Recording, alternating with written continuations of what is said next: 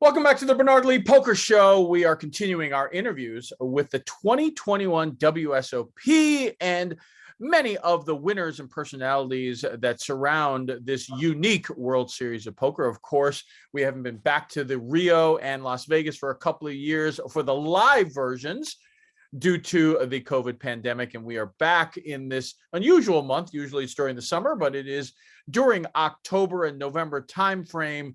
This gentleman took home his first bracelet after almost winning one years ago back in the 2017 WSOP World Series in the Millionaire Maker. He finished runner-up in that. He is a player that many of you might not know, but he's won over $2.5 million, and now he is a bracelet winner as he took home the first time the inaugural Flip and Go No Limit Hold'em tournament presented by GG Poker. We'll explain what that means, but welcome to the show, DJ Alexander. DJ, thanks for joining us here on the Bernard Lee Poker Show, my friend. Thanks for having me. Glad to be here. Let's talk. Let's discuss some stuff. Yeah. And, shout out for the heartbreaking Millionaire Maker. Yeah, I'll never forget that one. I should have won it, but here we are. I got a redemption tour. There you go. I mean, crazy with regards to the way it all started for you, with regards to the world of poker. You aren't the typical story where you grew up playing poker your entire life or in college or anything like that. You were working in a clothing store and just kind of happened to have a buddy ask you, hey, you know how to play poker, and you just kind of picked it up as you went along, right? So that story is actually backwards. They just misreported that. So what really happened was I was in school and a buddy of mine worked at the clothing store, and I was going to pick him up. Interesting. I was getting ready to go pick him up one night, like after he just got off of work or whatever. We were going to go out and underage drink or whatever. And the guy that owned the store was like, "Hey, we're getting ready to go play poker. You know how to play?" And I was like, "Yeah, of course. Like, who doesn't know how to play poker?" I'd never even played poker. I never watched it on TV or anything. Right. Well, we're gonna play tonight. And yeah, I started playing with these guys for probably maybe 4 or 5 months. Then randomly met somebody else who brought me into the actual poker world, because we're just playing whatever, I don't know, 25 cents or 50 cents. Right. Games. And then this guy brought me into the actual Houston underground poker world, and yeah, the rest is history. Like you said, you when you first started out, you came to the World Series of Poker and actually had a really good showing early on, finishing almost making the final table, right?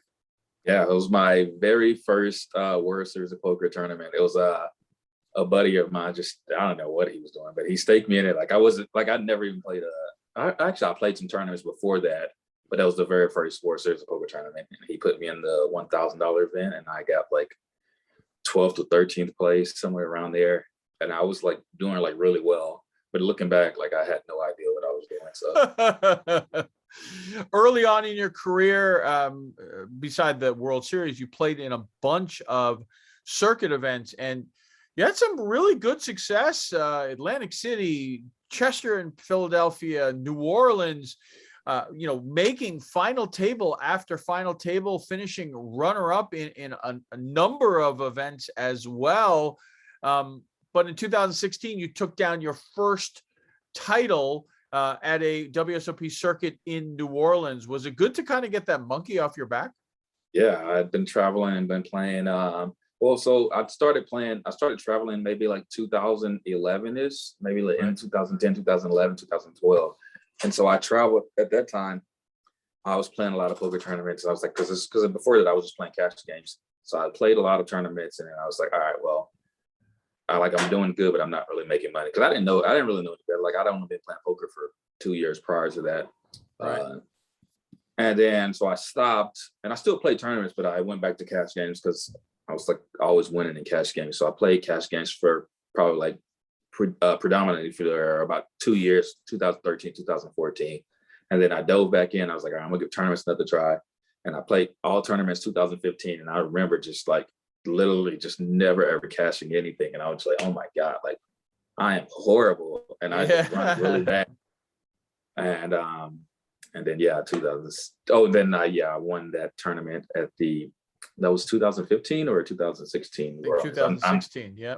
2016. Oh yeah, so I won that tournament, and I was like, okay, well, all right, maybe I'm not horrible, and maybe I'm not going to continue to run bad. And then I ended up coming to Vegas that summer, and I ended up winning like one of the big majors here. And right. I mean, after that, it's kind of like the next year and a half, you just ran incredibly. Like you said, you won the 2,500 Hollywood Poker Open for $332,000. You go to Choctaw in January of 2017, which is usually one of the biggest stops. Finished fourth in the main event for almost 130,000. Millionaire maker, like we talked about that summer in 2017, taking home over $750,000. Fourth at the WPT Legends of Poker, which was televised for almost $162,000. I mean, this stretch that you had was just unbelievable. Every single time you turn around, your name was being spoken about. It must have felt really good. What do you attribute that really kind of success? Obviously, variance comes in, and when you run well, and you got to run with it. But was there something about the game that, because you worked on it, that kind of made it flip, that you're like, you know what, I think I'm figuring this out a little bit? Yeah, I think everything was just coming together. I was just like really like, because poker is just like such a confidence driven game, and like when you're confident, you're capable of doing everything that's necessary. Like at the end of the day, you still have to run well. Sure. And I'd taken my fair share of variance is just infinite. And so for me to say like, oh man, I ran really bad for a year. And then to have the run I did was like, I mean, it's still like extremely improbable. But yeah, I like to believe that I was playing really well. I mean, right. Some others may think differently, but yeah, I mean, the streak was just amazing. The run, yeah, it comes in streaks, and yeah, you want to press it. So, well, they say it comes in streaks. I don't know how true that is, but it tends to be that. Well, during that 3-year stretch, 2016 through 2018, you pretty much won $2 million in that time frame. A little bit of a slowdown, obviously, because of COVID over the last couple of years. How excited were you to get back to the World Series of Poker and kind of, as we all jokingly say, come back to summer camp? Yeah, that was amazing. And then it was just like really good timing, because I just did really well in the month and a half prior. I'd gotten second in the tournament in San Antonio for about 70,000. And then right before the World Series, like a week and a half before, I got third place in the big tournament in Dallas for like 150. And then I made the final two tables of Choctaw as well. So coming into the World Series, I'd won over 300,000 like in the month and a half prior. Yeah. And so, yeah, I'm just like really pumped coming in the World Series, because like, once again, I'm thinking like, oh man, it comes in streaks. Sure. So I'm going to come to the World Series, and I'm going to make some deep runs, and hopefully I win a bracelet, or if I just win a tournament at Venetian or win, or whatever the case may be. Yeah. I'm just hoping that I'm focused and I can get in there and battle it out and play my best, and the results comes with it.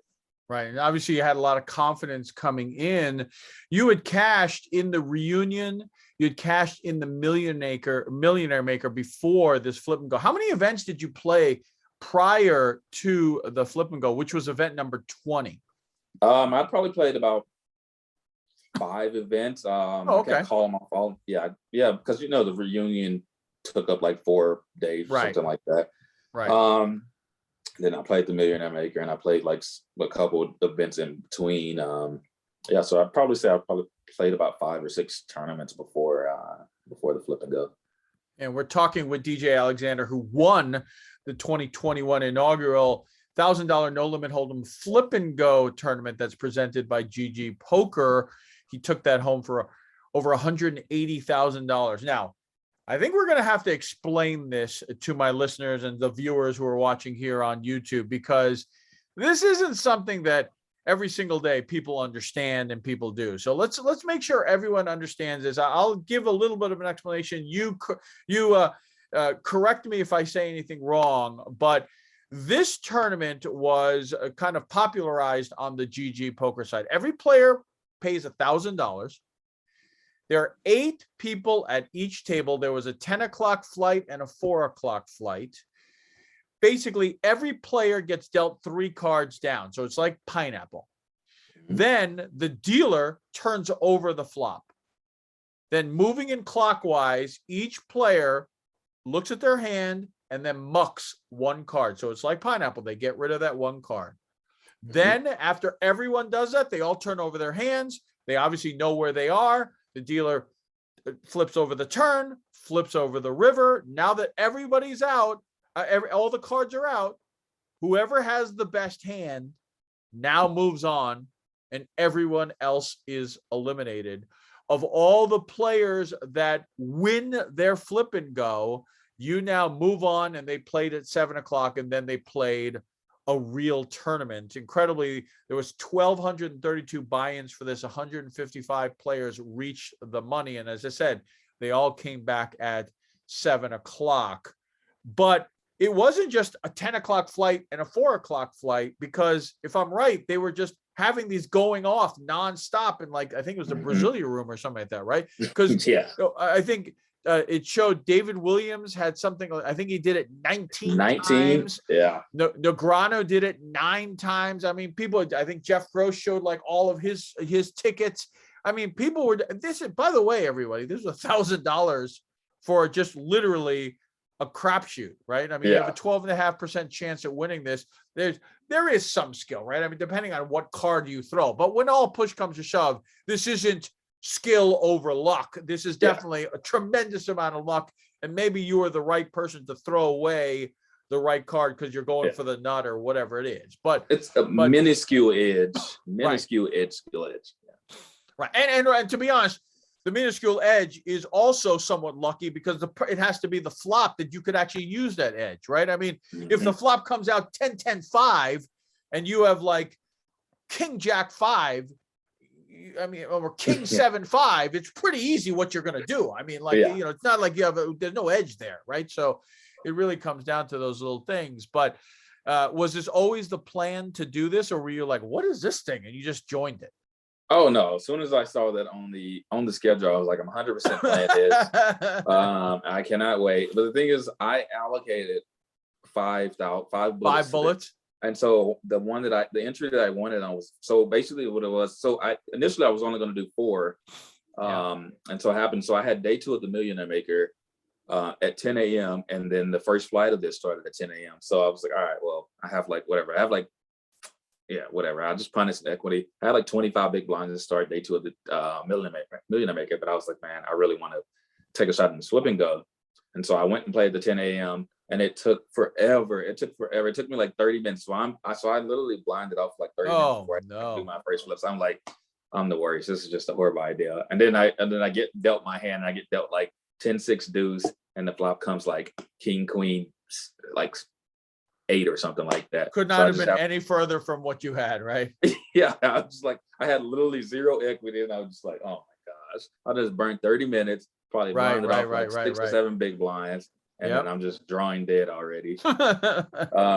And so so I went and played. I went back and just played the Millionaire Maker. I busted like, I don't know, midway through, so the 10 a.m. was over with already, and it was probably like 3 p.m. So the 4 p.m. was getting ready to start, and I was like, I really don't want to wait. So I played a sit and go, didn't do well on that one. And then I played another sit and go. I was like, all right, I'm gonna do this. And these are when you're saying sit and goes, you're talking about these are just basically another preliminary. Yeah, these are the ones that they're not the actual flight. So the flights were at 10 a.m. and 4 p.m. So I'm playing in between those because they're still just running them, however many people they get. So even though they had technical flights at 10 and 4, during that interim period of time, if you got 8 people, they were like, this is just another entry. Here we go again. They were just flipping them through. Yeah, they were just getting them out. Yeah. So you won it on your 5th one? I won it on my 4th one. And so the 4th one, so basically I played the 10 a.m. once. Then I played 2 satellites, and then I was like, all right, well, I'm done with the satellites. I was like, I'm gonna play the last two. I'm gonna play the last two because you can only enter twice per flight. So I was like, all right, well, I'm gonna play the 4 o'clock, and I'm gonna allocate 2 bullets to that, which will make 5 bullets. And then the fourth one, that's funny, like it's funny. So they were like you have to get seat cards to go to which table, whatever. So I get my seat card and head to my table, and then I noticed 2 of my buddies, like 2 good friends of mine, who are from Houston as well. They're at the same table as me, and I was like, "Oh my god, this is horrible!" Like, because we don't like we're trying to make it together. We're not trying to. Of course. Whatever. And obviously, 2 of you at the worst, 2 of you can't make it. Maybe all 3, right? Yeah.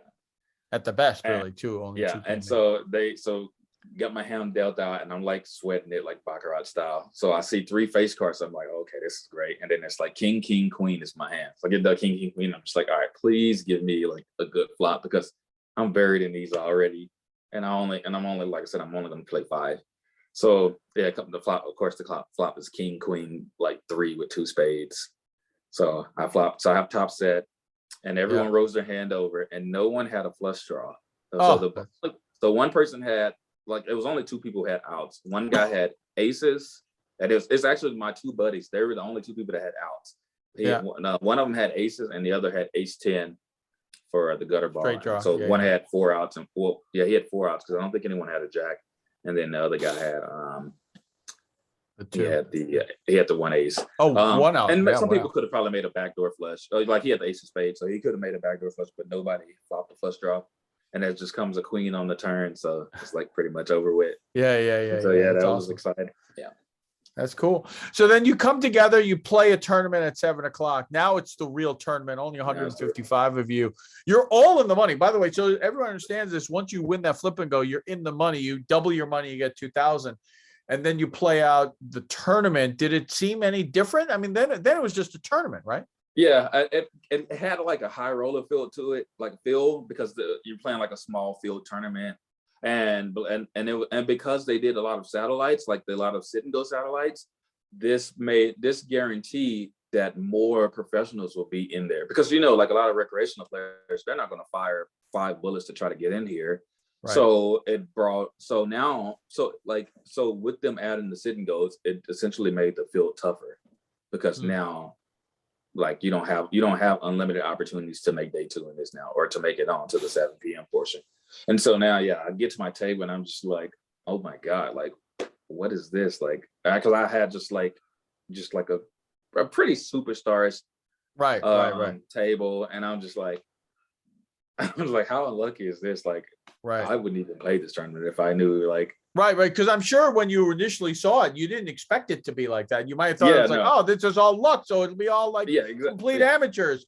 But then you come to realize, wait a second, amateurs aren't going to probably just drop down $3,000-$4,000 just for like flips. That and I didn't realize that. For some reason, I thought when I first read it, because I didn't look at it, I wasn't in town for it. I thought there were $100 buy-ins, and that when you win it, you win the 1,000. You see what I'm saying? Like, that's what I thought. And I thought they were 10-handed too, so I didn't really pay attention to it. And then somebody was telling me, it's like, nope, you got to put $1,000 down just to play that flip. And I was like, that's crazy to do that. That's pretty absurd. Yeah. I mean, it's literally just like, just a bomb pot. Let's see what happens. That's a lot of what that is. So you get down, you play it out. You start at 7 o'clock. You get to day 2. David Peters, who bracelet winner, high roller, he is chip leader going into day 2. You were kind of like middle of the road, if not on the lower end of the chip stacks. There weren't many left. You were probably in the bottom third or bottom quarter. But obviously you had a incredible run on day 2. How did it go? I mean, was it just an unbelievable ride on day 2? Yeah, I mean, I don't know. I feel like I played like probably the best I've ever played, because I don't think I made any mistakes. I was like, well, no, it's funny. Like I did make one mistake, and I was really upset with myself. So because like when I started playing poker, and like for like maybe like the first 5 years or so, I was really a read and field based player. That like pretty much like all of my decisions came down to like, not all of my decisions, but a lot of gut decisions came down to like my read on a person. And then I started getting coaching, and that made me just a little bit more analytical and math based. And so I remember this decision. It was like a really pivotal pop for me. And it was like, and my read was that this guy like had the hand, but like theory told me that, like, theory pretty much said that this is just like a must call. And so yeah, I like made the call that I'm supposed to make, and obviously like the guy had the hand that. Right. Yeah, like you said, sometimes theory is what it is, but if you just have that gut feeling, theory may say 80% of the time or 70% of the time you're supposed to call here, but there is that other side of it, right? I mean, you sometimes it's not, for better or worse. And this was probably like maybe like 13 or 14 left, maybe less than that, somewhere around that. And that basically the call made me like the bottom stack. Like I maybe had one person covered. And yeah, so I was just so devastated. I was like, oh my God, like, what did I just do?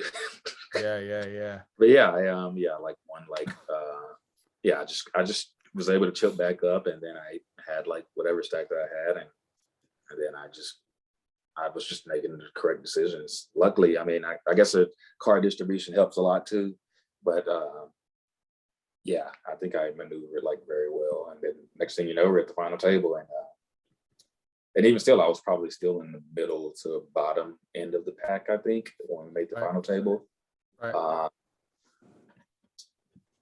And yeah, I just chose my spots like really well.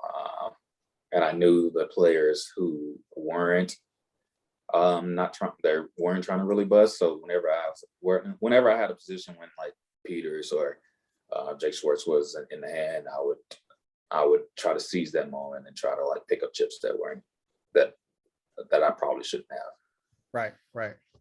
Well, I mean, incredible. Like I said, tough final table. Jake Schwartz obviously has made a couple of final tables already this summer. David Peters, a huge high roller and bracelet winner. And for you to come out on top of that is incredible.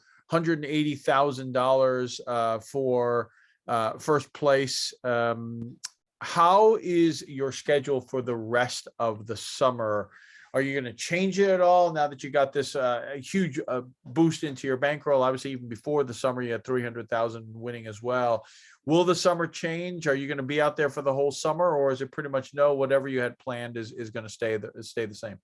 Yeah, my initial plan was I was going to already be here the entirety of the series, and that pretty much stayed the same. Like my schedule is already like super full anyway, and the only thing that may have like changed is if I decided to like play for like World Series Player of the Year, which I mean, like what these guys are doing, like I probably like drawing dead unless like make like another top three in like a big field, no limit event, because I didn't play. I don't have any mixed on my schedule, and I play a lot of PLO cash, but I only put like a couple PLO events on my schedule. So I considered jumping in some mixed stuff to like chase it, but I was like, it's not. Yeah, I don't really. I mean, you can win like an extra 15,000, and Player of the Year is like a big, it's a big thing. Like it's great to win it, but it's not really realistic. You'll be paying a lot more than 15,000 in buy-ins to chase it. I'll tell you that. Yeah, right exactly.